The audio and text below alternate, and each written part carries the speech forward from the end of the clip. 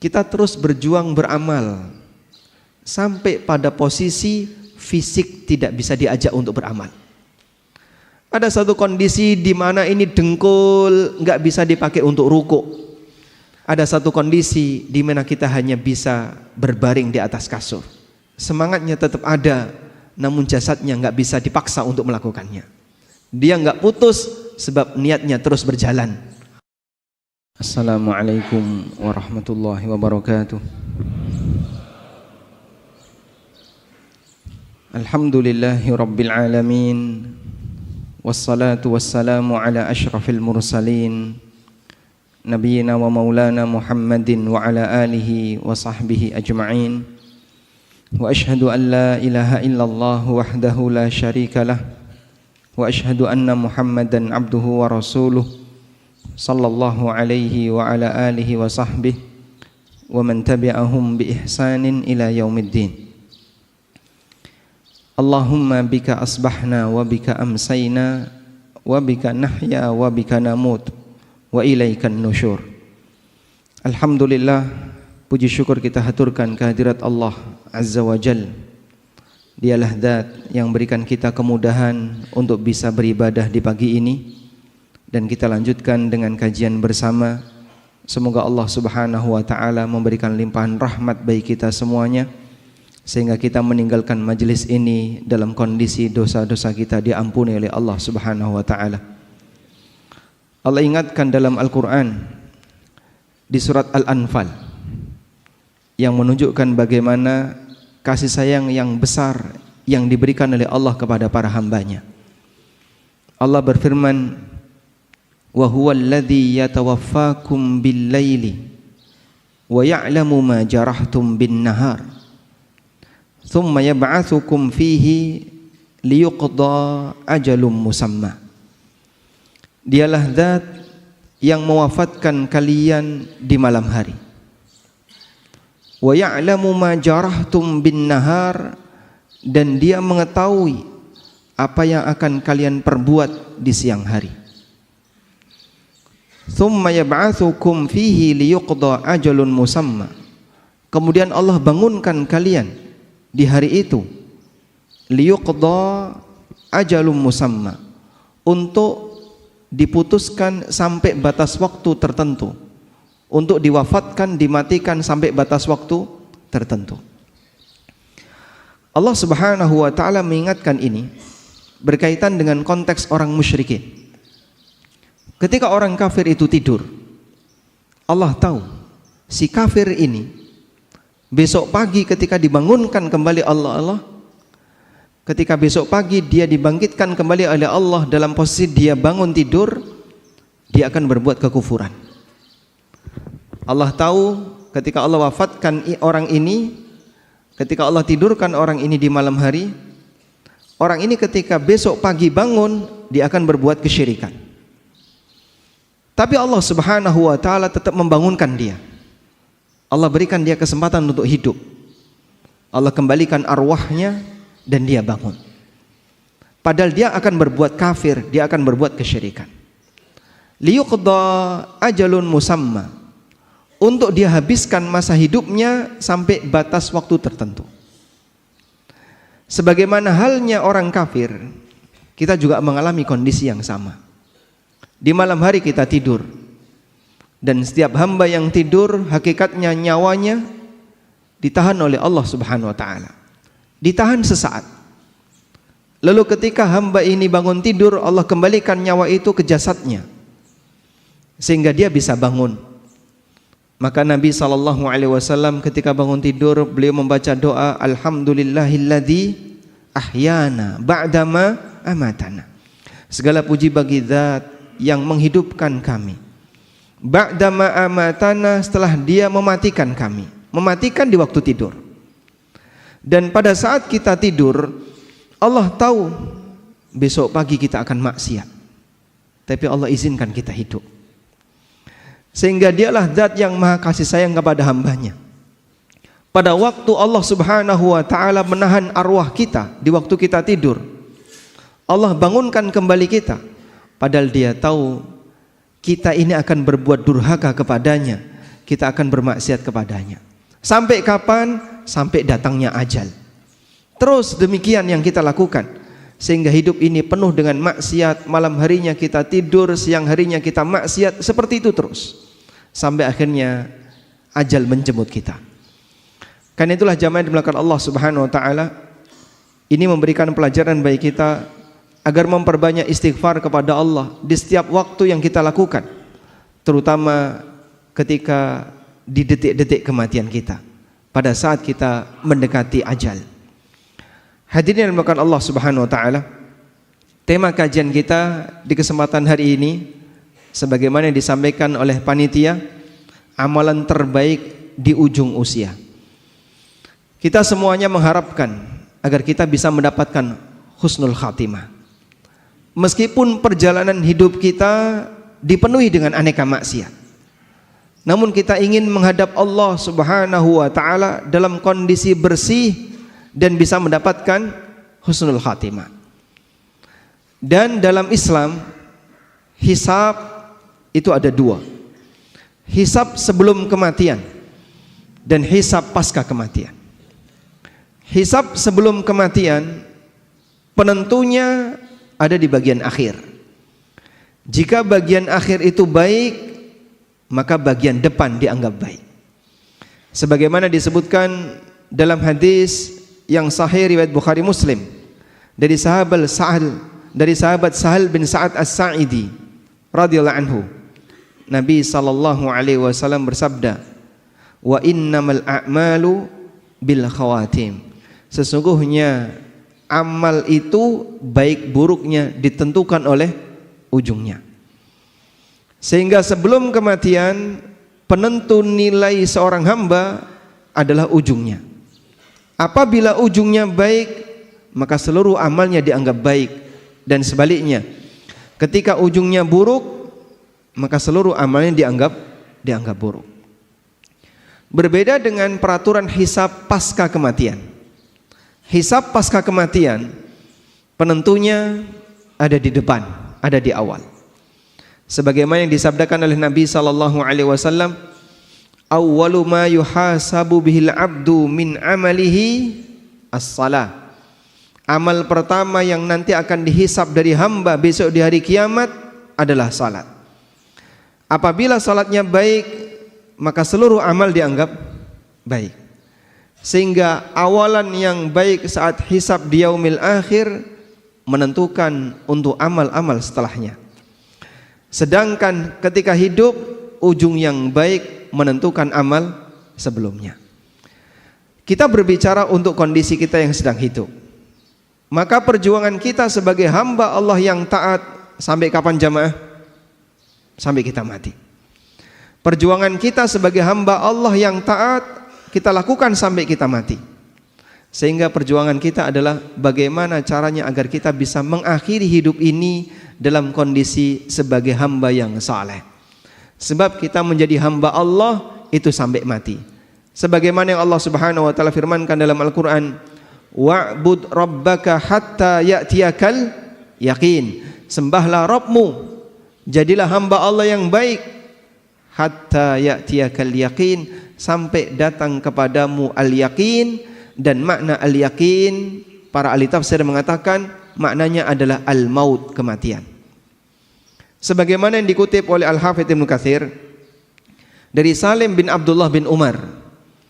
Salim bin Abdullah bin Umar, cucunya Umar bin Khattab radhiyallahu anhu. "Wa'bud rabbaka hatta ya'tiyakal yaqin." Sembahlah Rabbmu sampai datang kepadamu kematian. Kata Salim, huwa al-maut. Yang dimaksud di sini adalah kematian. Dan ini sejalan dengan firman Allah Subhanahu wa taala di surat Al-Muddatsir. Ketika Allah menceritakan penyesalan penduduk neraka. Penduduk neraka itu mengatakan, "Lam naku minal musallin wa lam naku nut'imul miskin wa kunna nakhudu ma'al khaidin wa kunna nukadzibu biyaumiddin hatta atanal yaqin."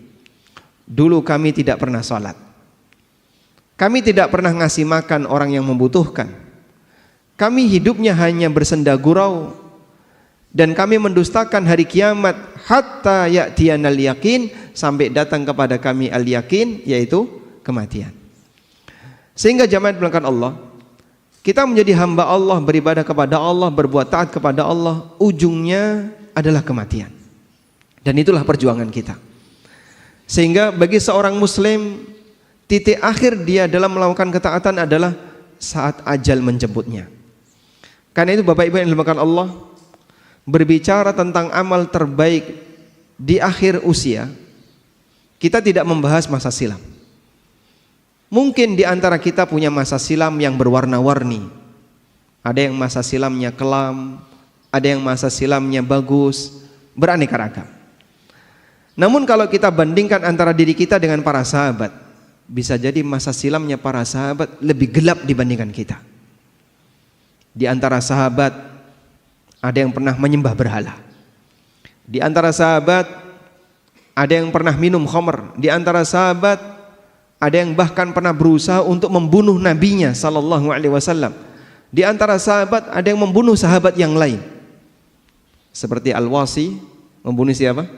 Hamzah. Namun kemudian beliau masuk Islam dan kemudian beliau menebus dirinya, berperang di perang Yamamah melawan Musailamah Al-Kadzab, sampai akhirnya terbunuh di perang Yamamah. Sehingga para sahabat Nabi sallallahu alaihi wasallam orang yang masa silamnya sangat gelap, sebagian di antara mereka. Namun ketika cahaya Islam itu datang, mereka menjadi pahlawan-pahlawan bagi kaum muslimin, dan kita punya hutang budi bagi mereka. Sehingga dalam masalah ini kita tidak berbicara masa silam. Masa silam mungkin kita punya aneka masa silam yang berwarna-warni. Kalau berbicara berkaitan dengan amal terbaik, kita berbicara terkait masa saat ini dan bagaimana perjuangan ke depannya. Makanya dalam Islam kita tidak diajarkan untuk tenggelam dengan masa silam, tapi kita diajarkan untuk bersikap optimis berkaitan dengan masa mendatang. Selanjutnya jamaah berkat Allah Subhanahu wa taala. Lalu apa amal terbaik yang bisa kita perjuangkan di sisa usia kita? Terutama bagi mereka yang usianya sudah 60 ke atas atau mungkin 50 ke atas, dan dia sudah mulai membayangkan, nampaknya saya harus persiapan untuk menghadap Allah Subhanahu wa taala. Apa kira-kira amal yang harus kita lakukan?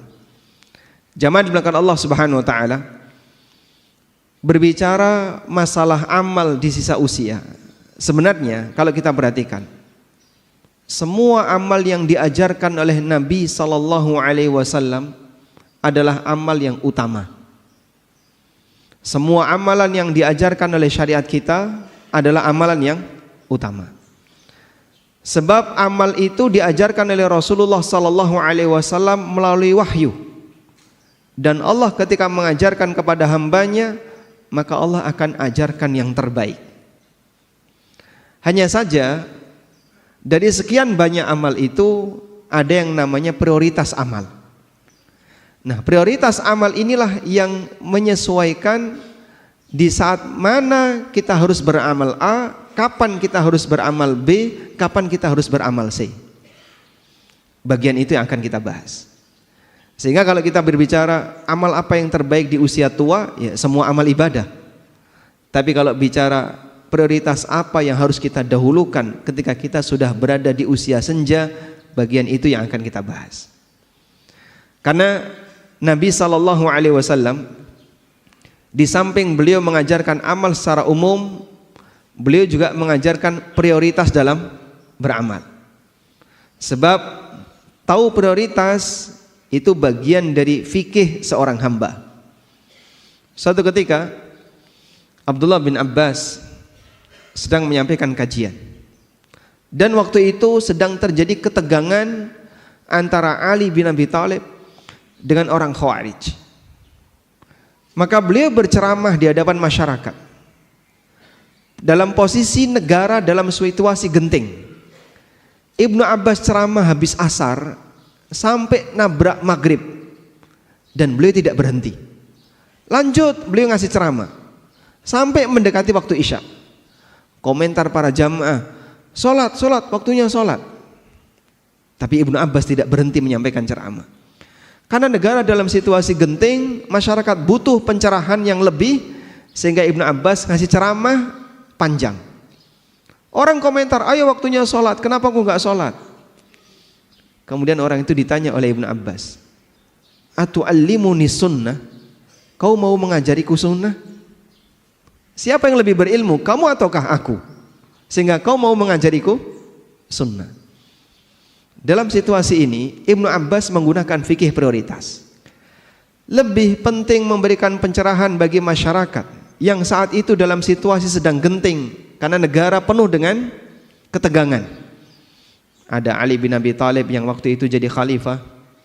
Di Syam ada Muawiyah yang sedang berkuasa di daerah Syam. Di Nahrawan ada Khawarij yang mau merongrong kekuasaan Ali bin Abi Thalib. Di beberapa tempat yang lain banyak terjadi ketegangan. Maka kaum muslimin harus ditenangkan semaksimal mungkin. Beliau ngasih ceramah yang panjang sampai nabrak waktu salat. Lebih prioritas bagian ini dibandingkan mendahulukan salat karena situasinya menuntut untuk ngasih ceramah panjang. Itu contoh berkaitan dengan fikih prioritas. Hal yang sederhana, membaca Al-Quran itu amal yang mulia. Per huruf dapat nilai pahala berapa? 10. Tapi kalau terdengar adzan, lebih prioritas mana? Menjawab adzan atau lanjut baca Quran? Yang mana, Pak? Kenapa? Karena itu bertepatan dengan waktunya. Sehingga Anda kalau membaca Quran saat adzan berkumandang, Anda kehilangan kesempatan menjawab adzan. Waktunya sudah habis ketika adzan sudah selesai. Maka hentikan sementara bacaan Quran dan Anda dengarkan adzan, jawab itu adzan. Ketika antara adzan dan iqamah, waktunya apa ini? Memperbanyak berdoa. Mana yang lebih afdol antara adzan dan iqamah? Tanya jawab ketika ada kajian ataukah orang berdoa? Syekh bin Baz rahimahullah, ketika beliau sedang menunggu iqamah, beliau duduk bersama dengan jamaah. Ada orang yang mendekat dan mau bertanya. Lalu beliau sampaikan, ini waktunya kita berdoa, bukan tanya jawab. Ada waktunya yang lain untuk tanya jawab. Nah dari sini para ulama menggunakan prioritas. Ini waktunya amal A, lebih afdol amal A yang dikerjakan. Ini waktunya amal B, lebih afdol amal B yang dikerjakan, dan demikian seterusnya. Karena itulah jamaah dimulakan Allah, paham prioritas bagian dari fikihnya seorang hamba.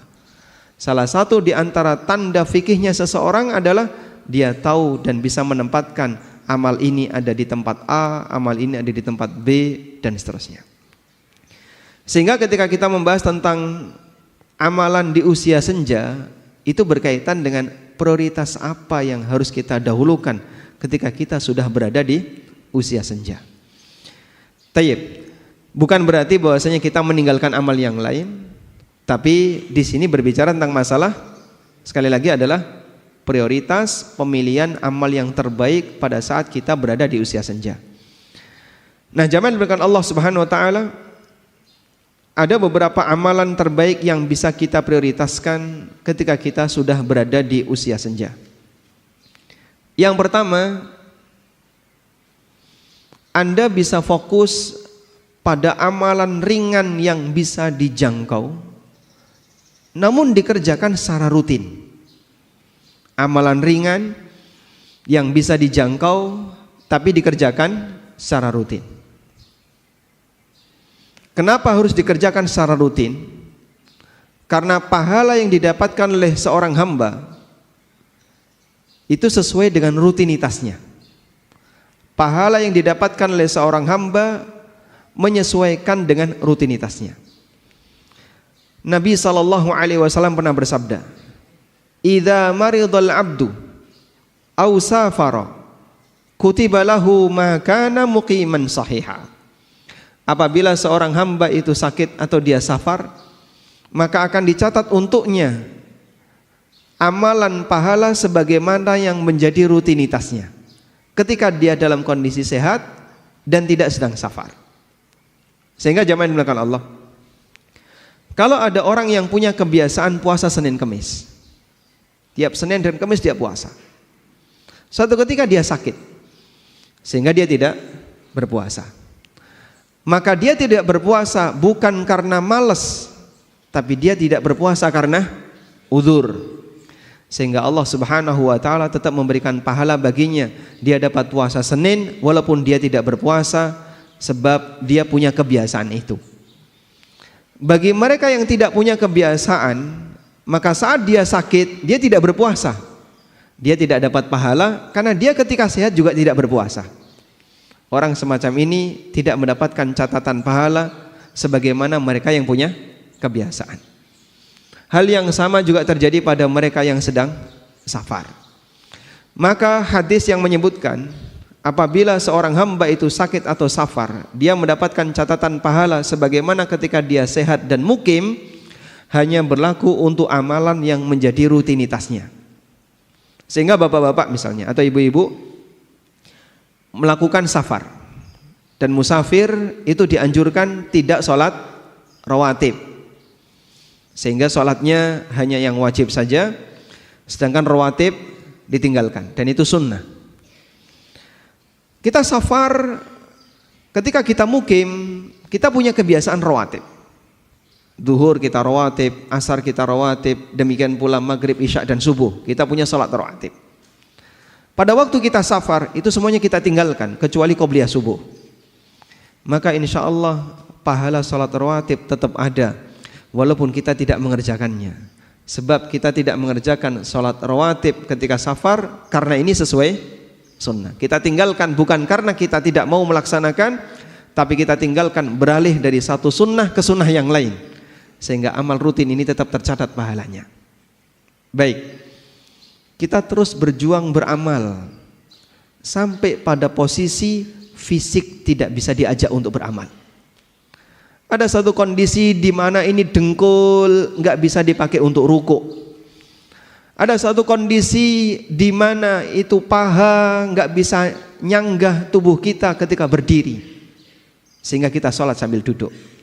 Ada satu kondisi di mana kita tidak bisa berangkat ke masjid. Ada satu kondisi di mana kita hanya bisa berbaring di atas kasur. Kita butuh tabungan untuk perjuangan di hari itu. Sampai kapan? Sampai Allah memberikan kemampuan kita untuk beramal. Allah Subhanahu wa taala berfirman, illal ladzina amanu wa amilus salihati falahum ajrun ghairu mamnun. Kecuali orang yang beriman dan orang saleh, mereka akan mendapatkan pahala yang ghairu mamnun, yang terus mengalir. Allah berikan pahala kepada hambanya yang mukmin sebagaimana pahala yang dijanjikan oleh Allah Ta'ala untuk nabinya sallallahu alaihi wasallam. Nabi Muhammad sallallahu alaihi wasallam dikatakan dalam Al-Quran, wa innalaka la ajran ghairu mamnun, dan kau Muhammad punya pahala yang terus mengalir, gak pernah putus. Dan orang yang beriman diberi oleh Allah yang sama, illal ladzina amanu wa amilus salihat falahum ajrun ghairu mamnun. Orang yang mukmin dan beramal saleh, dia dapat pahala yang tidak pernah putus. Bagaimana penjelasannya? Coba simak keterangan Ad-Dhahhak. Ad-Dhahhak rahimahullah, seorang ulama tabi'in, pernah mengatakan, beliau meriwayatkan dari Ibnu Abbas, idza kana al-'abdu fi shababihi kathiras salah, kathiras siyam was sadaqah, thumma dha'ufa amma kana ya'malu fi shababihi, ajrallahu azza wa jalla lahu ma kana ya'malu fi syababihi.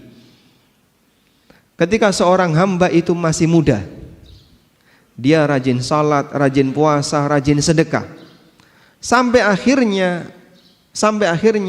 tubuhnya jadi lemah, sehingga dia tidak bisa salat sebagaimana kebiasaan dia di waktu muda. Maka Allah Subhanahu wa taala tetap ngasih pahala untuk dia di saat dia tidak mengamalkannya di usia tua. Sehingga sekali lagi jamaah, mungkin saat ini kita bisa datang hadir 5 waktu ke masjid, bolak-balik, selesai sholat kita pulang, nanti ada panggilan kita datang lagi, pulang lagi, ada panggilan kita datang lagi. Sampai batas waktu tertentu kita nggak bisa menghadiri panggilan itu. karena saya sudah nggak bisa keluar rumah, hanya bisa duduk di atas kursi, hanya bisa berbaring di atas kasur. Terdengar suara adzan, pingin datang, fisik nggak bisa diajak. Terdengar panggilan untuk sholat, tapi badan nggak bisa berdirikan, hanya bisa duduk. Maka sesuai dengan kebiasaan kita pada waktu kita masih kuat melakukannya, pahala itu terus mengalir. Itulah orang beriman dan beramal saleh, falahum ajrun ghairu mamnun. Mereka tetap mendapatkan pahala yang terus mengalir. Maka ketaatan dan ibadah ringan, mini habit, kebiasaan ringan tapi isinya ketaatan, yang kita lakukan jemaah, itu adalah tabungan di hari tua. Sehingga kalau ada orang yang bilang olahraga itu adalah tabungan kesehatan di hari tua, maka ibadah-ibadah yang ringan itu adalah tabungan di saat kita sudah tidak bisa lagi mengerjakannya. Bapak Ibu punya kebiasaan salat rawatib, puasa sunnah, qiyamul lail, atau ibadah-ibadah yang lain. Ini semuanya ada batasnya. Karena fisik hamba bisa jadi lebih pendek umurnya dibandingkan usia dia hidup. Sehingga orangnya masih hidup tapi fisiknya nggak bisa diajak. Semangatnya tetap ada, namun jasadnya nggak bisa dipaksa untuk melakukannya. Dia nggak putus sebab niatnya terus berjalan. Orang seperti inilah pahalanya tidak akan pernah putus. Walhamdulillah, itu anugerah yang diberikan oleh Allah kepada hambanya yang beriman. Allah Subhanahu wa ta'ala tidak pernah menyia-nyiakan kebaikannya. Tabungan yang dia perjuangkan di masa mudanya tetap mengalirkan pahala sampai pun dia tidak bisa mengerjakannya. Qala Ibnu Abbas radhiyallahu anhuma, Ibnu Abbas mengatakan, wa humul ladzina adrakahumul kibar la yu'akhadzuna bima amiluhu fi kibarihim. Ayat ini berkaitan dengan orang yang sudah mencapai usia tua. Dia tidak dihukum oleh Allah gara-gara dia tidak melakukan amalan disebabkan karena usia tuanya. Sebaliknya dia dapat pahala terus mengalir sesuai dengan kebiasaan dia di masa muda. Oleh karena itu jamaah, mumpung jasad ini masih bisa diajak untuk melakukan aneka amal yang beragam, maka kita isi masing-masing. Dalam masalah sedekah ada isinya. Dalam masalah sholat Anda punya kebiasaan sholat tertentu. Dalam masalah puasa ada amal sunnah tertentu. Diisi di semua cabang-cabang amal. Ringan tapi rutin. Insya Allah itulah yang nantinya akan menjadi sumber aliran-aliran pahala bagi kita di saat kita sudah tidak bisa lagi melakukannya. Karena itu jamaah dimuliakan Allah Subhanahu wa taala, Nabi SAW ketika beliau beramal, yang beliau lakukan apa Pak? Beliau lakukan secara rutin. Sebagaimana yang beliau katakan, wa inna ahabbal a'mali ilallah adwamuha wa in qalla. Sesungguhnya amal yang paling dicintai oleh Allah adalah amal yang paling rutin meskipun sedikit. Jangan berat-berat Pak, yang ringan. Yang kira-kira bisa dirutinkan sampai batas jasad nggak bisa diajak lagi untuk melakukannya. Pak, kalau saya mau Daud gimana? Sekiranya Bapak terlalu keberatan dengan Daud, turunkan Senin Kemis. Saya masih kuat lebih dari itu. Baik, mungkin tambahkan 3 hari setiap bulan ketika Ayyamul Bid, sehingga Anda Senin Kemis plus Ayyamul Bid. Terlalu berat, sebaiknya tidak dilakukan. Diceritakan oleh Aisyah radhiyallahu anha, pernah satu ketika ada seorang wanita yang bernama Haula bintu Thuwaid datang ke rumahnya Aisyah. Dan waktu itu ada Rasulullah sallallahu alaihi wasallam. Lalu Aisyah menceritakan kepada Nabi sallallahu alaihi wasallam, "Hadhi Haula bintu Thuwaid, za'amu annaha la tanamul laila." Ini adalah Haula bintu Thuwaid. Banyak orang mengatakan wanita ini enggak pernah tidur di malam hari, isinya tahajud. Faqala Rasulullah sallallahu alaihi wasallam, kemudian Nabi sallallahu alaihi wasallam keheranan, lalu beliau mengatakan, "La tanamul lail?" Enggak pernah tidur di waktu malam? Kemudian beliau kasih arahan, khudhu minal a'mali ma tutiqun fa innallaha la yamallu hatta tamallu. Ambil amal yang mampu untuk kalian rutinkan, karena Allah enggak pernah bosan sampai kalian bosan dalam beramal. Allah enggak pernah bosan untuk ngasih pahala kepada kalian sampai kalian bosan dalam beramal. Maksudnya gimana? Putus amalnya gara-gara dia kecapean. Maka akan lebih baik melakukan yang rutin tapi enggak putus, daripada yang ringan tapi enggak putus, daripada terlalu berat tapi putus. Sebab catatan kita ada pada rutinitas, bukan ada pada amal yang sifatnya borongan. Baik, ini yang pertama. Selanjutnya, prioritas yang kedua. Di saat kita sudah merasa bahwasanya kita sudah di sisa-sisa usia, 60 tahun, 70 tahun, maka amalan yang ditekankan adalah memperbanyak bertaubat kepada Allah. Sebagaimana seorang hamba ketika mau menghadap Allah pada waktu salat, maka dia diperintahkan untuk melakukan taharah, bersuci dengan berwudu atau mandi, atau kalau enggak bisa dua-duanya, tayammum. Apa fungsinya taharah? Agar hamba menghadap Tuhannya dalam kondisi suci dari hadas dan suci dari najis, sehingga dia menghadap Allah dalam keadaan suci dan bersih lahiriah jasadnya, meskipun bisa jadi dia bawa dosa, belum suci batinnya. Tapi hamba diperintahkan untuk terus menghadap Allah dalam setiap keadaan, terutama ketika sholat wajib. Orang ketika mau ke tanah suci yang merupakan pusat kiblat, persiapan untuk menghadap Allah di tanah suci lebih jauh lagi. Di mana, Pak? Di mikot. Dalam jarak 450 kilo kalau ngambil mikotnya dari Dzulhulaifah. Sehingga persiapan untuk beribadah di tanah haram sudah dilakukan 450 kilo. Dan di zaman Nabi SAW, di zaman para sahabat, perjalanan dari mikot Dzulhulaifah sampai ke kota Mekah butuh waktu kurang lebih 7 hari, sepekan. Dalam kondisi memakai pakaian ihram, tidak boleh pakai wewangian, tidak boleh menggunakan pakaian berjahit yang membentuk lekuk badan, tidak boleh ini, tidak boleh ini, ada banyak sekali larangan. Dan mereka bersabar untuk itu. Zaman sekarang orang naik bis 5 jam, itu saja sudah merasa kelamaan. Milih naik kereta 2 jam, dan itu persiapannya jauh. Sehingga zaman dibelakang Allah, untuk menghadap Allah kita butuh mensucikan diri.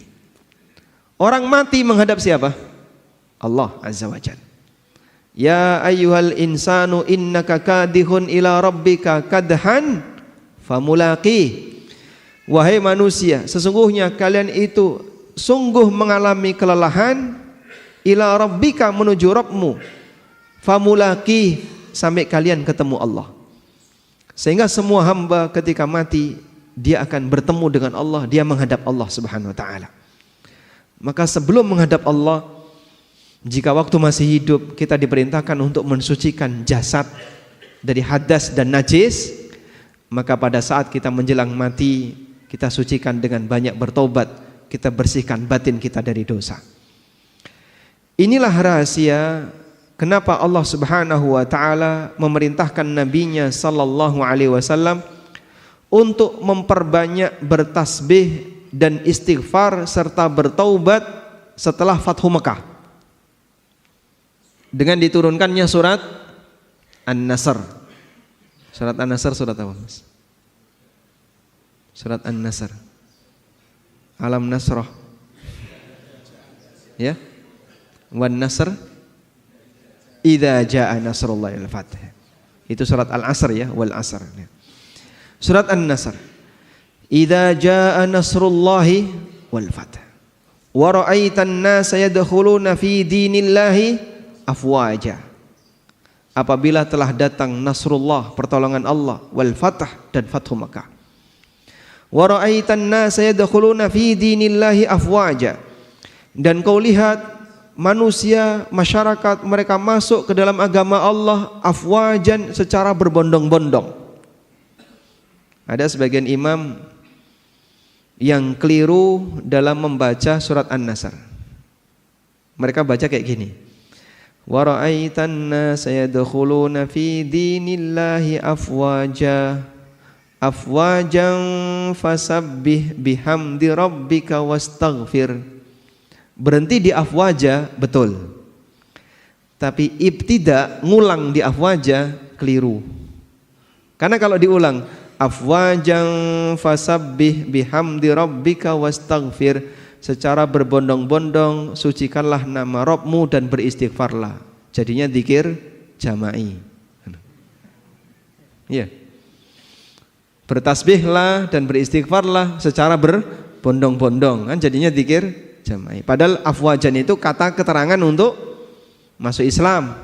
Wa ra'aitan nasa yadkhuluna fi dinillahi afwaja. Afwaja keterangan untuk orang yang masuk Islam, bukan fasabbihnya.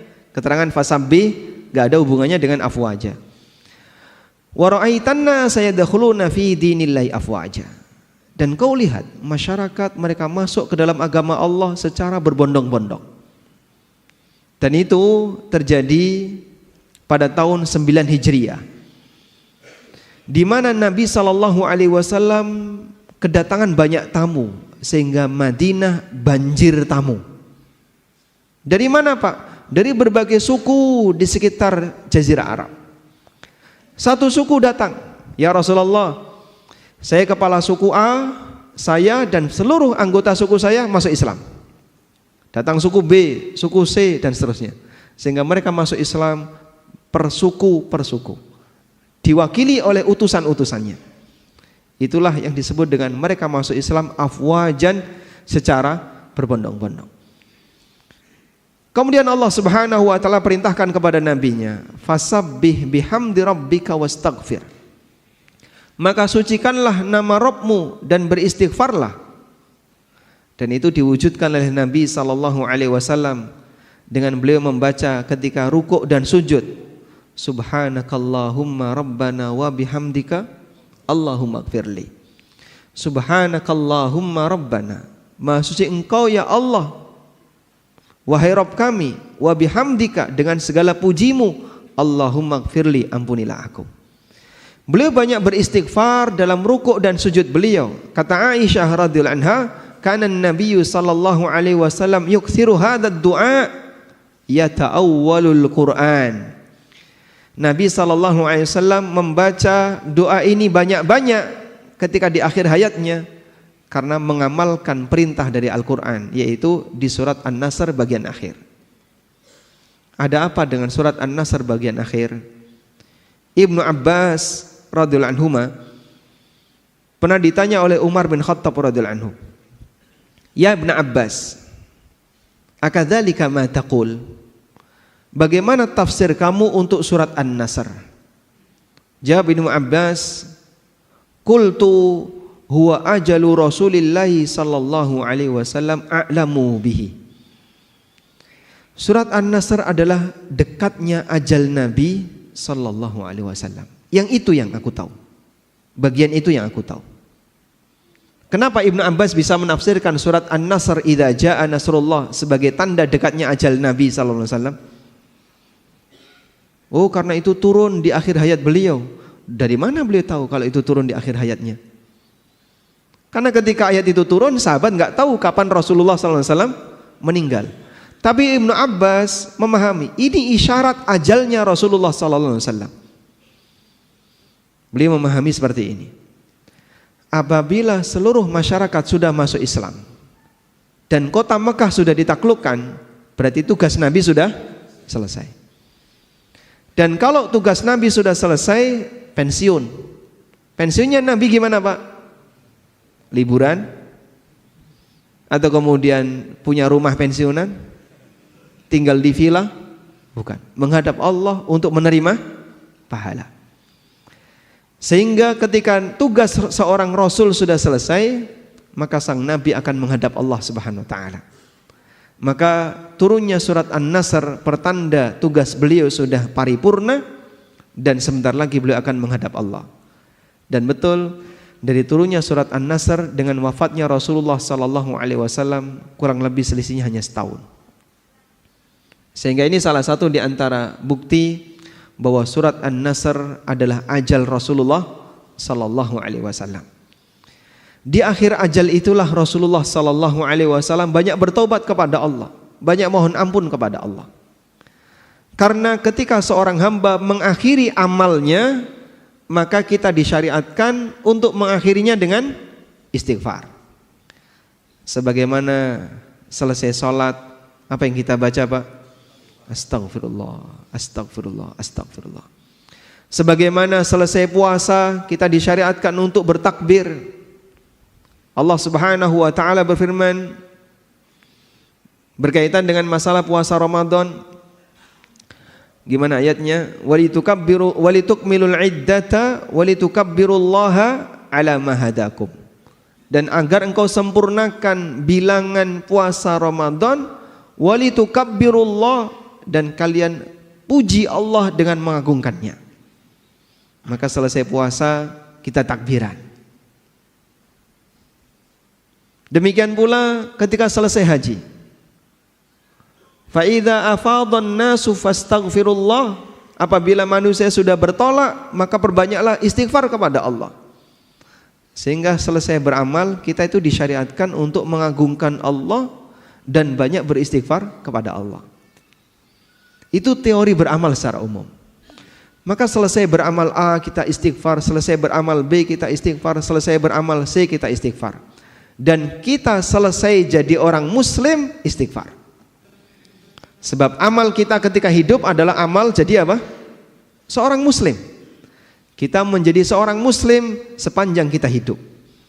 Maka kita akhiri amal menjadi seorang muslim ini dengan istighfar. Sebagaimana Nabi SAW mengakhiri amal beliau jadi seorang nabi, diperintahkan oleh Allah untuk istighfar. Sehingga perbanyak istighfar di bagian akhir usia kita. Astaghfirullah wa atubu ilaih, astaghfirullah wa atubu ilaih. Bapak Ibu bisa kenang dosa-dosa kita di masa silam. Dulu saya pernah seperti ini, astaghfirullah wa atubu ilaih. Dulu saya pernah seperti ini, dulu pernah seperti ini. Coba dikenang dosa-dosa yang pernah kita lakukan, sambil dihadirkan perasaan mohon ampun kepada Allah terhadap dosa-dosa dan kesalahan itu. Karena kita ingin kita menghadap Allah dalam kondisi suci. Sebagaimana pada waktu kita salat, kita menghadap Allah membersihkan lahir batin dengan cara berwudu, dengan cara bersuci. Maka kita menghadap Allah sebelum mati dengan kita banyak beristighfar kepadanya. Selanjutnya, prioritas yang ketiga. Bagi mereka yang sudah dalam posisi usia tua dan merasa ajalnya sudah dekat, maka perbanyak untuk membangun husnudzon kepada Allah. Husnudzon kepada Allah maknanya adalah kita punya harapan besar di sisi Allah dan merasa yakin Allah tidak akan menyia-nyiakan amalku. Maka sang hamba akan punya semangat, saya punya harapan di sana. Dan saya husnudzon Allah tidak akan menyia-nyiakan kebaikan yang aku lakukan. Sehingga hamba ini memperbesar roja. Memperbesar rasa apa? Roja. Suasana batin itu dikendalikan oleh dua hal. Bainal khaufi war roja. Antara khauf dan roja. Dan para ulama mengatakan, mana yang lebih diprioritaskan antara khauf dan roja? Mereka memberikan rincian. Apabila seorang hamba dalam kondisi sehat, dalam kondisi masih seger, masih bisa banyak beraktivitas, maka kedepankan khauf. Kenapa? Agar dia bisa lebih berhati-hati dan mewaspadai sehingga dia tidak berbuat maksiat. Kedepankan rasa khauf. Sebab orang yang masih muda potensinya masih besar, mungkin dia nggak mikir mati. Mungkin dia masih jauh mikir mengakhiri hidupnya. Apalagi dia punya harapan besar dengan dunianya. Dalam posisi ini keinginan untuk berbuat maksiat cenderung besar. Maka kedepankan perasaan khauf lebih dominan. Hati-hati, waspada, awas, jangan-jangan amalmu ini enggak diampuni oleh Allah, jangan-jangan dosamu tidak diampuni. Dengan cara demikian maka dia akan lebih waspada. Sebaliknya, ketika mendekati ajalnya, maka seorang hamba lebih memprioritaskan roja, memperbesar harapan di sisi Allah. Kita mau pulang. Dan ketika mau pulang, kita berharap nanti bisa dapat pahala dari Allah. Dikasih sesuatu yang indah oleh Allah. Sebagaimana seorang anak ketika mau pulang, dia ingin ketemu orang tuanya. Dia berharap di sana ada aneka hidangan yang sudah disiapkan oleh orang tua. Itulah raja. Sebagaimana dikatakan oleh Jabir bin Abdullah radhiyallahu anhu, beliau menyampaikan, sami'tu Rasulullah sallallahu alaihi wasallam qabla mautihi bi thalathati ayyam. Aku mendengar pesan Nabi sallallahu alaihi wasallam 3 hari sebelum beliau wafat. Apa kalimat yang dipesankan Nabi sallallahu alaihi wasallam? La yamutanna ahadukum illa wa huwa yuhsinu dhanna billah azza wa jalla. Jangan sampai kalian mati kecuali dalam kondisi kalian husnudzon kepada Allah. Dan husnudzon kepada Allah itu diiringi dengan amal. Karena orang punya husnudzon, punya harapan jika dia punya tabungan. Dia merasa ada sesuatu yang akan dia dapatkan. Maka jamaah dimuliakan Allah, bagi orang yang sudah mendekati ajal, kedepankan perasaan banyak husnudzon. Kita mau pulang, sebentar lagi akan menghadap Allah. Semoga amalku diberi pahala oleh Allah Subhanahu wa taala. Dan apabila terkumpul dalam diri seorang hamba 2 hal ini, maka Rasulullah sallallahu alaihi wasallam memberikan jaminan bahwa orang ini akan dimasukkan oleh Allah ke dalam surga dan dijauhkan dari neraka. Disebutkan dalam hadis yang sahih bahwa Rasulullah sallallahu alaihi wasallam pernah menjenguk orang yang sedang sakit. Lalu beliau bertanya, "Kaifa tajiduka?" Gimana perasaanmu saat ini? Qala, si sakit ini kemudian mengatakan, "Wallahi ya Rasulullah. Ya Rasulullah, demi Allah, inni arjullah wa inni akhafu dzunubi." Ya Rasulullah, aku memperbesar harapan di sisi Allah. Aku berharap agar Allah mengampuniku. Meskipun di saat yang sama aku takut terhadap dosa-dosaku. Kemudian Rasulullah sallallahu alaihi wasallam mengatakan, "La yajtami'ani fi qalbi 'abdin fi mithli hadzal mautin illa a'tahu Allahu ma yarju wa amanuhu mimma yakhaf." Tidaklah berkumpul pada hati seorang hamba 2 perasaan ini ketika menjelang wafatnya, kecuali dia akan diberi oleh Allah sesuai dengan apa yang dia harapkan, dan dia akan dijauhkan oleh Allah dari apa yang dia takutkan. Sehingga roja dan khauf tetap ada pada waktu seorang hamba itu sedang sakit atau menjelang kematiannya, agar kita mendapatkan perlindungan dari apa yang kita takuti dan mendapatkan apa yang kita harapkan. Namun roja lebih dominan. Posisi roja lebih dominan sebagai bentuk husnudzon kepada Allah Subhanahu wa taala. Selanjutnya jamaah bukan Allah, prioritas yang keempat. Pada waktu kita sudah merasa di penghujung usia, fokus untuk memperbaiki diri dan tidak banyak bersengketa dengan orang lain. Mulai cooling down. Yang barangkali dulu banyak gesekan dengan teman, banyak gesekan dengan tetangga, banyak gesekan dengan keluarga, banyak gesekan dengan anak, sekarang sudah mulai diturunkan. Ada waktunya bapak tidak harus jadi raja selamanya di keluarga. Ada waktunya ibu tidak harus jadi ratu selamanya ketika di keluarga. Barangkali ada di antara kita punya karakter pengen selalu menang sendiri, pengen selalu dihormati, pengen selalu berkuasa. Kalaupun tegang gak mau kalah, mungkin dulu kita seperti itu. Sudah saatnya ini diturunkan. Karena kita mau menghadap Allah, mau berpulang, jangan sampai ada hak orang lain yang belum selesai dan masih meninggalkan sakit hati, sehingga itu bisa menjadi sumber musibah di hari kiamat.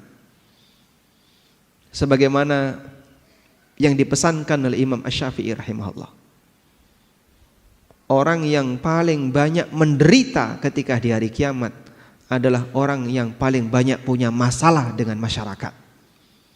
Beliau mengatakan, bi'sazad ilal ma'ad al-udwanu alal ibad. Sejelek-jelek bekal menuju akhirat adalah permusuhan dengan masyarakat. Semakin banyak musuh dan dia pertahankan kondisi itu, buat apa? Pak, sudah di usia 70 tahun, masih pingin selalu menang sendiri, masih pingin ngotot ini, rebutan ini, tanah sak jengkal saja sampai direwangi padu. Buat apa, Pak? Bapak sudah gak bisa menikmati harta sebanyak itu, sehingga kadang memperjuangkan patok tanah, sampai berantem dengan tetangga, sampai ini, itu semuanya mau ditinggalin. Ada yang rebutan hanya duit 200 ribu, 300 ribu, sampai harus ngotot-ngotot. Itu semuanya mau ditinggalin. Ngapain harus ngotot seperti itu? Sudah waktunya Pak mempersiapkan, kita mau pulang. Dan mungkin Bapak kalaupun menang gak bisa menikmatinya, karena barangkali itu akan kita tinggalkan, yang menikmati orang lain. Anda yang capek, tapi orang lain yang menikmatinya. Sudah saatnya ketegangan seperti ini kita tinggalkan. Sehingga fokusnya adalah fokus, saya mau memperbaiki diri saya. Bukan malah mengajak debat, bahas politik, rano pucuke gitu. Kamu pilih yang mana? Gak akur dalam satu masjid gara-gara beda angka gitu. Yang satu nomornya A, yang satu nomornya B. Hanya gara-gara beda angka sampai tegang. Pak, enggak lihat usia, Pak. Dapat apa yang kayak gini? Tapi kadang ada orang yang dia enggak sadar, memperjuangkan sesuatu yang dia enggak dapat apa-apa. Padahal bisa jadi itu meninggalkan suasana sakit hati, permusuhan dibawa mati. Dan sering demikian. Maka jamaah yang dimuliakan Allah, mulailah untuk kemudian mengembalikan ke riset nol. Saya ingin mati tanpa membawa kezaliman. Dan menjadi orang yang nol kezaliman luar biasa indahnya. Rasulullah sallallahu alaihi wasallam mengkondisikan seperti itu. Ada sebuah hadis yang diriwayatkan oleh Ad-Daruqutni, meskipun hadis ini dinilai dhaif oleh sebagian ulama. Rasulullah sallallahu alaihi wasallam ketika sakit di penghujung hayat beliau mengumumkan kepada para sahabat, ada enggak di antara kalian yang mungkin pernah saya pukul dan belum balas? Ukasyah bin Mihsan angkat tangan. Saya ya Rasulullah. Baik, silahkan sekarang kisos, balas itu pukulan. Ya Rasulullah, waktu Anda memukul saya kena kulit, karena saya waktu itu nggak pakai baju. Dan sahabat Pak, kondisi mereka kadang terbuka dada, itu biasa. Karena di waktu itu baju masyarakat seperti bajunya orang yang sedang ihram. Pakai sarung di bawah, lalu pakai kain di atas, sehingga kadang terbuka. Maka Nabi SAW ketika berdoa terlihat putihnya ketiak beliau, bukan karena sobek lengannya ya, tapi beliau memakai pakaian seperti orang ihram, sehingga saat diangkat dadanya kelihatan. Dan di masa itu seperti ini biasa, sebab kain waktu itu barang langka dan mahal harganya. Maka Ukasyah bin Mihsan mengatakan, ya Rasulullah, waktu engkau memukul saya, waktu Anda memukul saya, kena kulit. Maka Nabi SAW melepas kain yang menutupi pundak beliau. Silahkan sekarang pukul, kisos. Semua sahabat sudah menahan, gantikan saya saja, jangan Rasulullah SAW. Apa kamu tega mau memukul Nabi SAW dalam situasi seperti ini? Tapi kisos gak bisa digantikan. Subhanallah. Ukasha mendekat ke jasad Rasulullah SAW. Lalu beliau memeluknya. Memeluk Nabi SAW. Dan enggak mungkin seorang sahabat tega memukul Rasulullah SAW. Pelajaran yang bisa kita ambil jamaah. Inilah contoh perjuangan seorang Nabi. Seorang Nabi, Pak. Apakah beliau punya kedzaliman terhadap umatnya? Enggak mungkin. Kalaupun Nabi mendidik umatnya, lalu kadang pendidikan itu mungkin dengan pukulan. Sebagaimana orang tua mendidik anak dalam posisi tertentu, kadang orang tua mukul. Itu orang tua disalahkan nggak, Pak? Ya? Tidak. Kenapa? Dia punya hak. Kan ini dalam rangka untuk pendidikan, meskipun ada batasannya. Tidak sampai pukulan yang membekas dan seterusnya. Rasulullah SAW melakukan itu, beliau punya hak sebab beliau pendidik bagi seluruh umatnya. Namun beliau tidak ingin seperti ini jadi sumber masalah di akhirat. Beliau undang itu orang, silakan balas. Karena itulah jamaah dibilangkan Allah, datang beberapa sahabat menghadap Rasulullah SAW. Ya Rasulullah, laqad ghala si'ru. Ya Rasulullah, harga barang pada naik. Terjadi inflasi di zaman Nabi SAW. Fasa'ir lana, tolong turunkan harga untuk kami. Apa jawab Nabi SAW? Innallaha huwal qabidul basitul musa'ir. Sesungguhnya Allah itu zat yang melapangkan dan menyempitkan rizki para hambanya. Wa inni la arju an alqallah wa laysa alayya madlamatun fi damin wala mal. Dan aku ingin menghadap Allah Subhanahu wa ta'ala dalam kondisi tidak ada satupun kedzaliman yang masih melekat pada diriku, baik berkaitan dengan masalah harta maupun masalah darah. Maka Rasulullah SAW tidak pernah menumpahkan darah seorang muslim siapapun sampai beliau meninggal.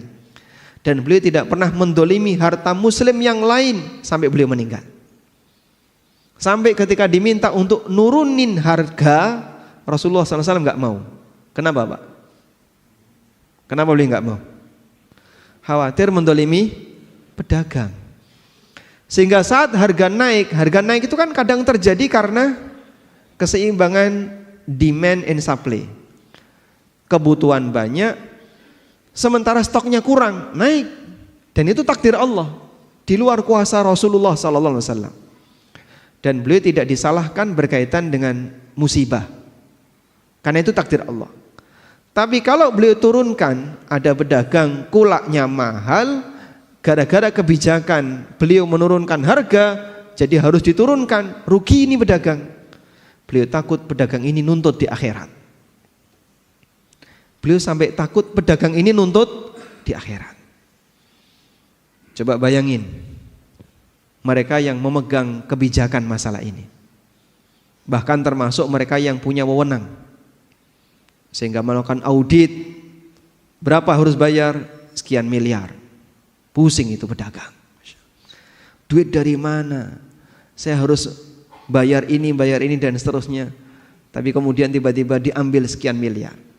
Orang ini sakit hati. Bisa jadi dia akan nuntut di akhirat.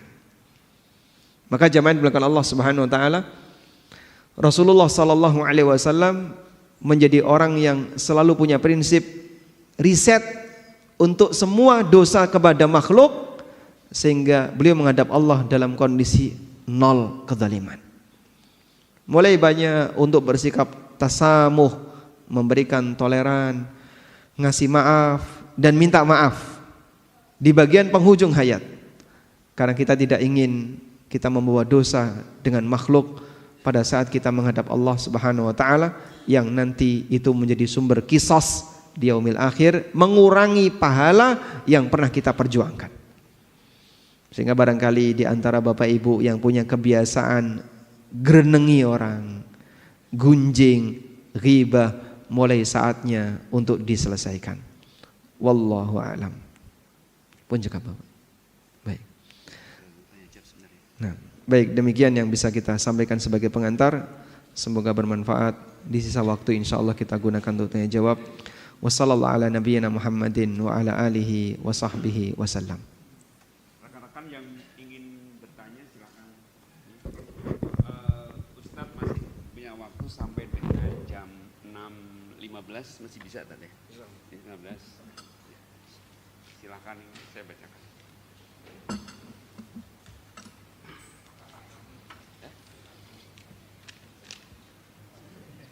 Iya benar.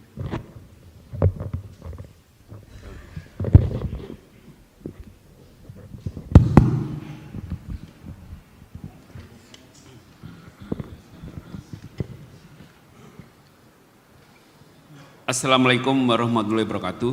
Waalaikumsalam warahmatullahi wabarakatuh. Izin bertanya Ustadz, sebagai muslim yang baru mengenal keutamaan amalan sunnah di usia yang telah senja, mohon nasihat dan motivasinya Ustadz. Banyak sekali lingkungan yang mencibir dan kurang suka dengan kita yang berjenggot dan bercelana cingkrang. Meskipun kami tahu hal tersebut adalah bagian dari sunnah Nabi Shallallahu Alaihi Wasallam, apakah bunyi dalilnya hadis akan hal tersebut? Syukron barakallahu fikum. Nah, ada seorang ulama yang beliau punya jenggot yang cukup lebat ya. Dalam posisi sakit karena beliau sudah sepuh. Beliau sudah ya usia mungkin di atas 70-an tahun. Dalam posisi sakit yang itu merupakan sakit yang mengantarkan kepada wafatnya beliau.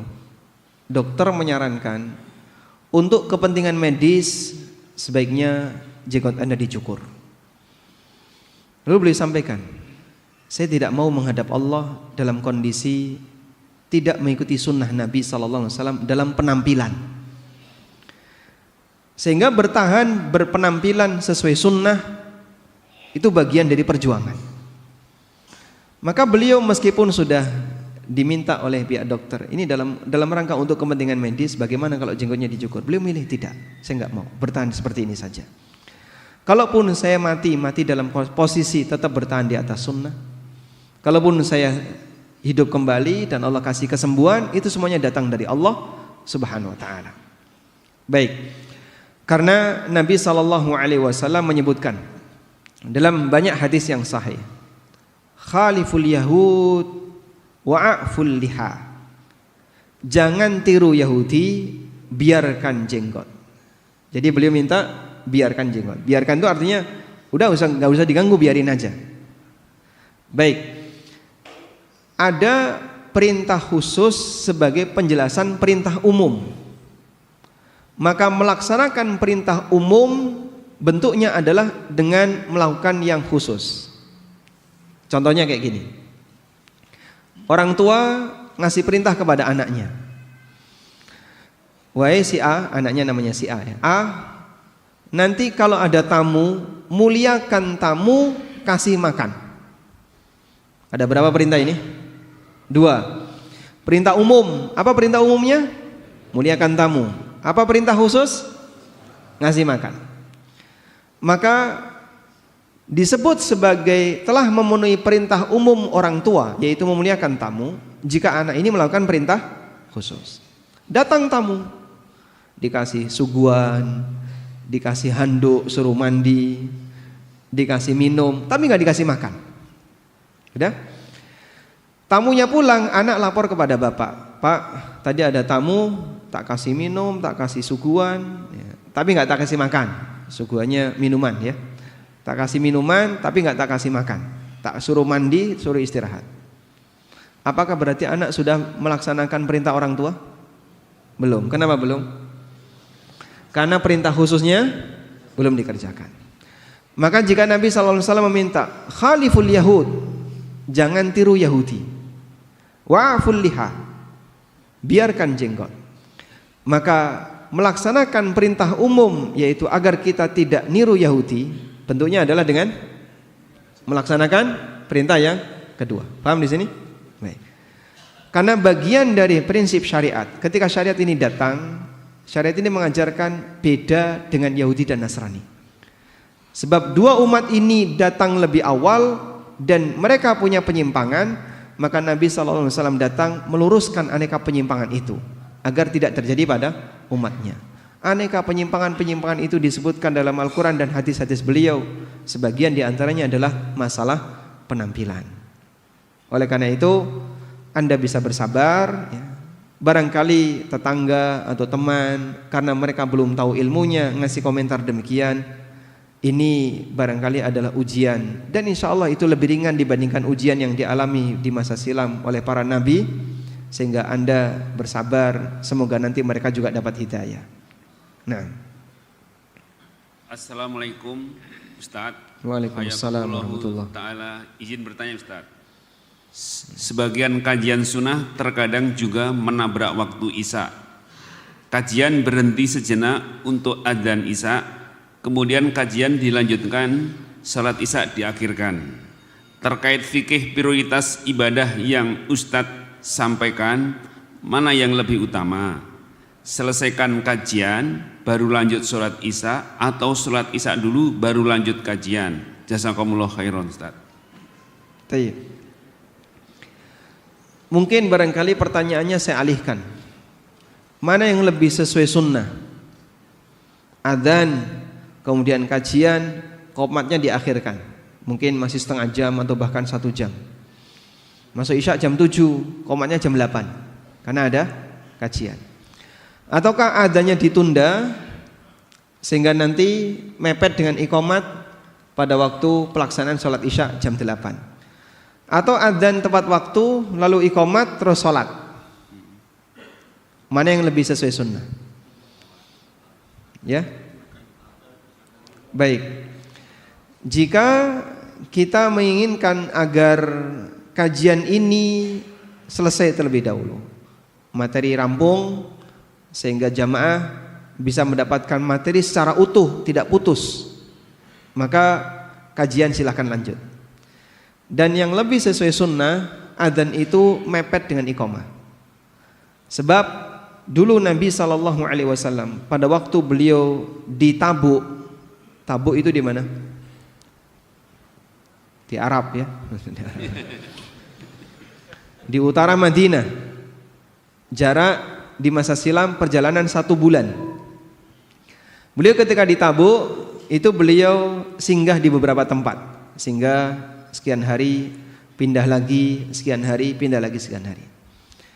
Dalam situasi musim yang sangat panas, mereka berteduh di bawah tenda. Saat Bilal mau keluar untuk adzan duhur, tepat waktu, pas masuk awal waktu duhur, ditahan oleh Nabi SAW, jangan adzan. Akhirnya Bilal kembali masuk. Mau keluar lagi, ditahan lagi. Hatta tafi'at tulul, sampai kerikil itu keluar bayangan. Kerikil keluar bayangan itu berarti matahari sudah cukup ke barat. Karena kalau benda tinggi bayangannya gampang kelihatan, tapi kalau benda kecil itu bayangannya lebih susah kelihatan. Kerikil, benda kecil ya, kerikil keluar bayangan, berarti matahari sudah sangat ke barat. Baru Nabi SAW mengizinkan Bilal, sekarang silakan adzan. Akhirnya Bilal adzan, lalu iqamah salat duhur. Sehingga beliau mengakhirkan salat duhur dan adzannya diakhirkan. Baik. Karena itu Al-Hafidz Ibnu Hajar rahimahullah ketika menjelaskan hadis ini, beliau menyampaikan, sunnah berkaitan dengan orang yang mau mengakhirkan salat, maka adzannya juga diakhirkan. Sehingga kalau salatnya tengah malam, salat Isya di sini mau tengah malam, berjamaah, boleh nggak Pak? Boleh. Maka nanti adzannya bagian akhir, bukan ditaruh di depan. Wallahu a'lam. Nah sekarang bagian kajiannya, lebih baik mana? Kajian selesai atau salat Isya dulu? Ini mempertimbangkan mana yang lebih maslahat. Kalau lebih maslahat, Isya dulu. Misal, Pak, jamaah di sini heterogen, nggak semuanya orang paham sunnah. Sehingga kalau kajian lanjut, salat Isya ditunda. Mungkin ada yang mau safar, ada yang datang belum makan malam ya. Karena dia makan malamnya setelah sholat Isya, sehingga dia datang berharap iqamat sholat Isya bisa pulang. Begitu dia datang kok masih ada kajian, nunggu dulu. Wah saya buru-buru, saya pengen ini pengen itu. Maka mungkin dengan pertimbangan ini sebaiknya langsung sholat.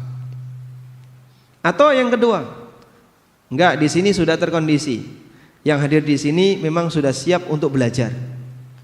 Dan mereka lebih senang satu paket ilmu disampaikan, selesai baru sholat.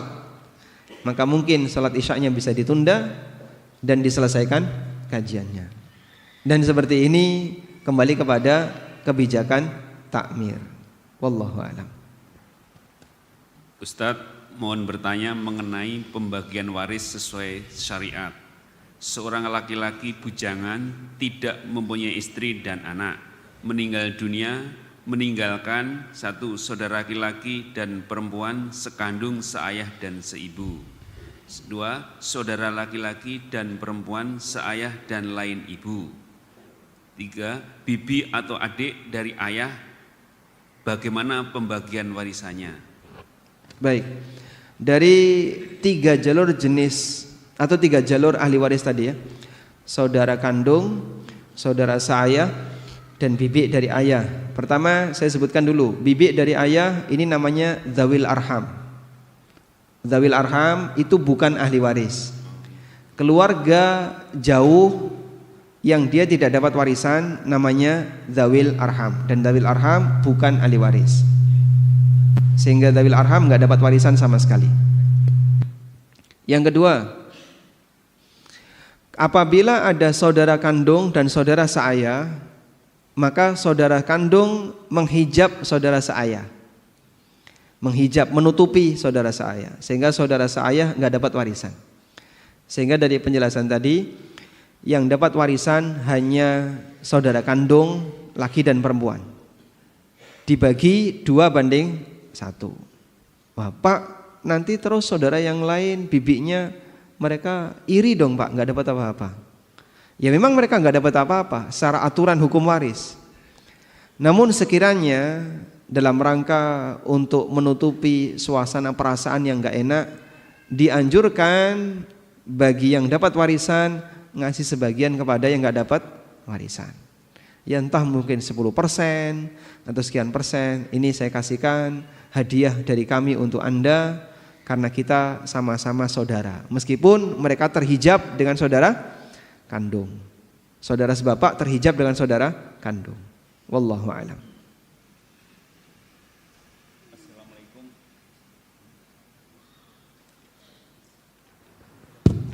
Assalamualaikum Ustaz. Waalaikumsalam warahmatullahi. Fikih prioritas. Di satu masjid ada kebiasaan membacakan hadis sahih ba'da sholat subuh, yakni dengan meminta jamaah menghentikan zikir sejenak. Pertanyaan, apakah ada kebiasaan dari sahabat tabi'in, tabi'ut tabi'in melakukan ibadah seperti ini?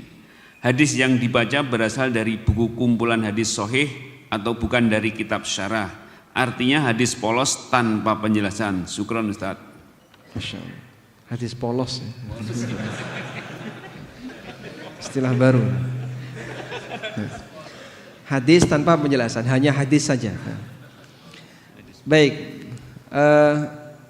apakah ada kebiasaan selesai sholat kemudian dibacakan hadis di masa Nabi SAW dan para sahabat? Beliau SAW selesai sholat subuh itu sering sekali beliau menyampaikan tausiah.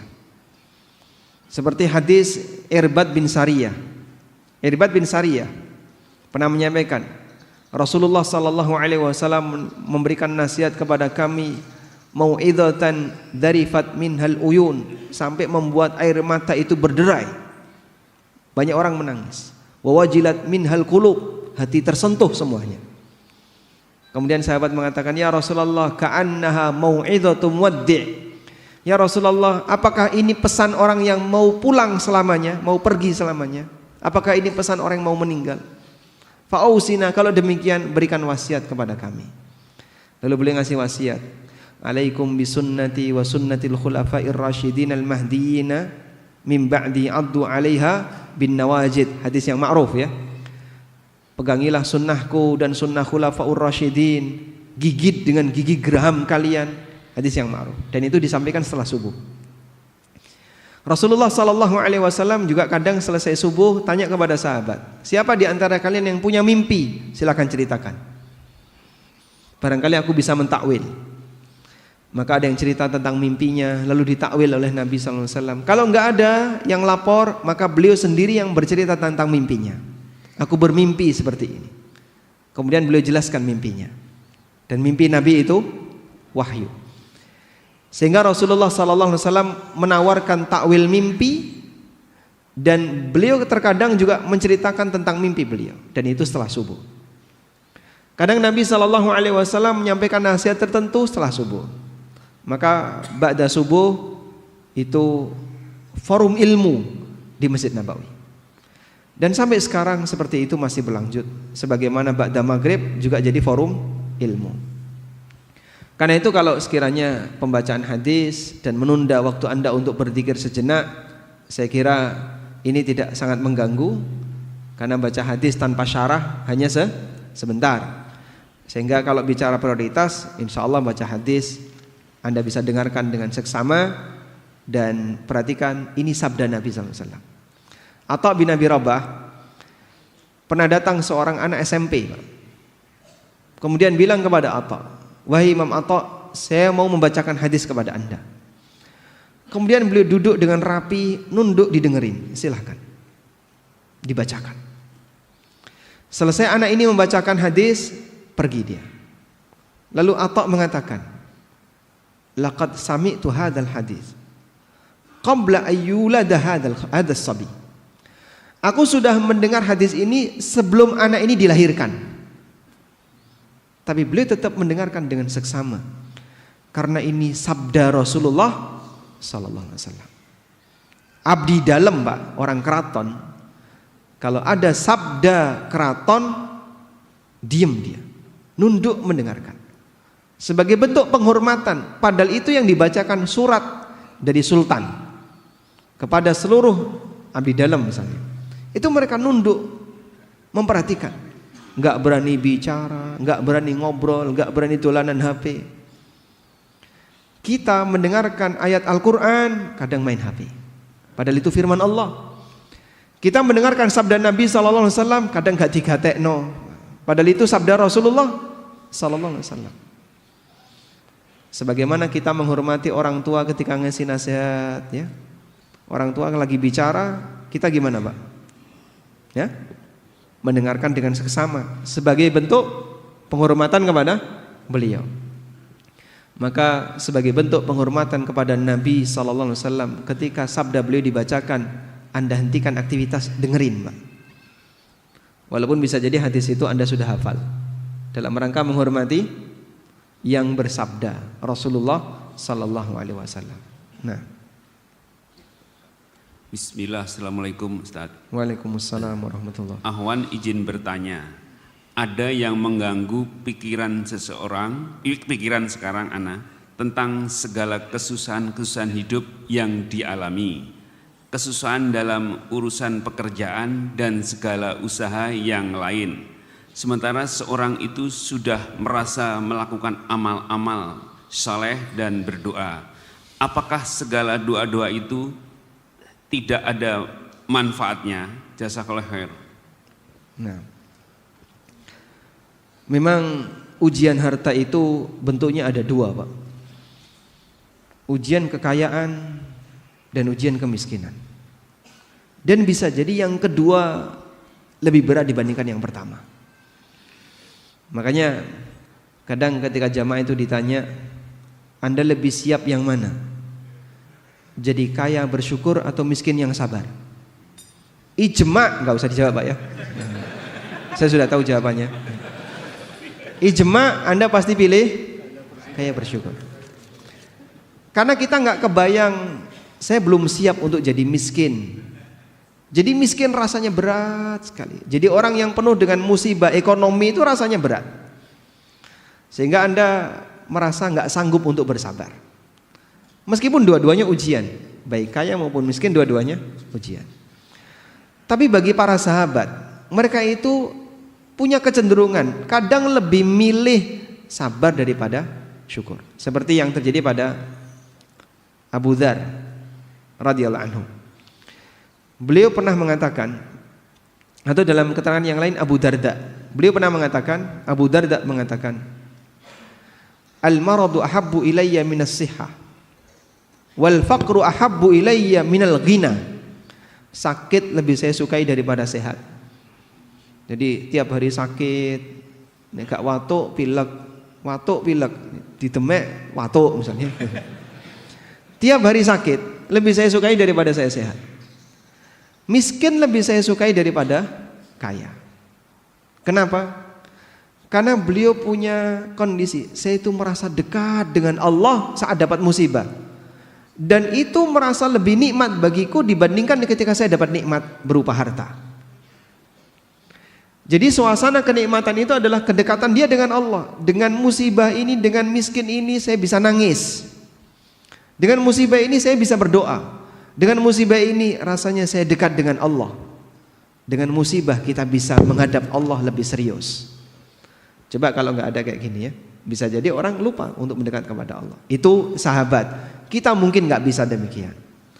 Namun kalau misalnya Anda menghendaki, Pak, saya berharap agar ekonomi ini nggak jadi ujian bagi saya, agar kondisi ekonomi ini nggak jadi ujian bagi saya. Mungkin ini nggak bisa, karena masalah ujian itu Allah yang milih dan Allah yang menentukan, bukan kita. Maka yang lebih penting adalah bukan terhindar dari ujian, sebab hidup ini pasti ujian. Tapi yang lebih penting adalah bagaimana cara menghadapi ujian. Bagaimana mensuasanakan batin ketika menghadapi ujian. Anda berdoa, mungkin doa Anda gak kunjung dikabulkan. Bagi sahabat itu lebih penting daripada dikasih lalu putus doanya. Sebagaimana Umar bin Khattab radhiyallahu anhu. Bagi saya bukan dikabulkan doa yang penting, namun diberi kekuatan berdoa itulah yang penting. Sebab doa seorang muslim kalaupun tidak diwujudkan dalam kehidupan dia di dunia, jadi simpenan di mana? Jadi simpenan di akhirat. Sebagaimana disebutkan dalam hadis riwayat Muslim, ma idza yad'ul muslimu bida'watin, apabila seorang muslim berdoa yang selama doa itu lam yakun fihi itsmun wala qati'atu rahim, tidak ada isi dosa dan tidak memutus silaturahmi, maka Allah wujudkan doa itu menjadi salah satu dari 3 pilihan. Allah kabulkan doa itu, atau Allah simpan di akhirat, atau Allah jadikan sebagai pengganti dari musibah yang andaikan musibah itu terjadi nilainya sebagaimana nilai doanya, sehingga dia tidak mengalami kecelakaan, dia tidak mengalami sakit. Andaikan dia sakit, biaya yang harus dia keluarkan sama dengan rizki yang dia minta, bahkan bisa jadi lebih besar. Sahabat ketika mendengarkan ini, mereka langsung mengatakan, "Idzan nukthir ya Rasulullah." Kalau begitu saya perbanyak doa ya Rasulullah. Kata Nabi SAW, Allahu aktsar. Allah lebih kaya dibandingkan apa yang kalian minta. Maka ada orang yang berdoa lalu dikabulkan, selesai doanya. Ada orang yang berdoa tapi gak dikabul-kabulkan, berhenti gak doanya? Ada yang berhenti, ada yang tidak. Nah yang tidak berhenti inilah yang baik. Sehingga ketika dia sering ngetuk pintu, hampir saja akan dibukakan. Wallahu a'lam. Terakhir untuk ini nanti Bapak yang mau langsung nanti di sini ya. Satu ya. Oh ya. Sudah. Saat usia tua kita harus cooling down. Gimana kita menyikapi anak yang susah mau sholat atau ngaji atau berhijab syar'i? Kadang-kadang saya harus debat selalu. Bagaimana Ustaz? Baik. Ini berkaitan dengan perjuangan kita untuk melindungi diri kita dan anak kita dari neraka. Bagian ini Anda pertahankan, sehingga tidak ada toleransi. Perjuangan Nabi Nuh untuk menyelamatkan anaknya sampai kapan? Sampai anaknya mati. Demikian pula perjuangan Nabi Muhammad SAW mengingatkan keluarganya sampai beliau wafat. Sehingga beliau berpesan, la taj'alu qabri 'idan, jangan kau jadikan kuburanku sebagai tempat perayaan. Jangan jadikan kuburanku sebagai masjid. Itu di detik-detik terakhir. Nabi Ibrahim alaihissalam mewasiatkan anaknya untuk jadi muslim ketika beliau mendekati wafat. Wa wassa biha Ibrahimu banihi wa Yaqubu ya baniya innallaha astafa lakumuddin fala tamutunna illa wa antum muslimun. Dan ini diwasiatkan oleh Ibrahim kepada anak-anaknya, demikian pula kepada Yakub. Allah juga berfirman, am kuntum syuhada'a idh hadara Yaqubal mautu idh qala li banihi ma ta'buduna min ba'di. Apakah kamu hadir ketika kematian mendatangi Yakub, lalu dia mengatakan kepada anak-anaknya, siapa yang kau sembah setelah aku meninggal? Qalu na'budu ilahaka wa ilaha abaika Ibrahim wa Ismail wa Ishaq. Mereka mengatakan kami akan menyembah Tuhanmu dan Tuhan bapak-bapakmu, yaitu Ibrahim, Ismail dan Ishak. Ilahan wahidah. Baik, dari sinilah kita bisa memahami bahwa tugas orang tua mendidik anak sampai kapan, Pak? Sampai dipisahkan dengan kematian. Dan dalam hal mendidik anak terkadang memang butuh debat. Kalau memang anaknya itu ngeyel, dan orang tua punya hak di situ. Tapi ini bukan perdebatan yang tercela sebagaimana yang tadi kita singgung. Yang kita singgung itu perdebatan masalah yang mungkin dia nggak punya kepentingan. Usia 70 tahun, pokoknya saya harus jadi ketua takmir. Kalau enggak gimana? Enggak mau. Ya. Pokoknya harus yang paling depan, ketua yayasan, ketua ini. Apa yang mau diperjuangkan?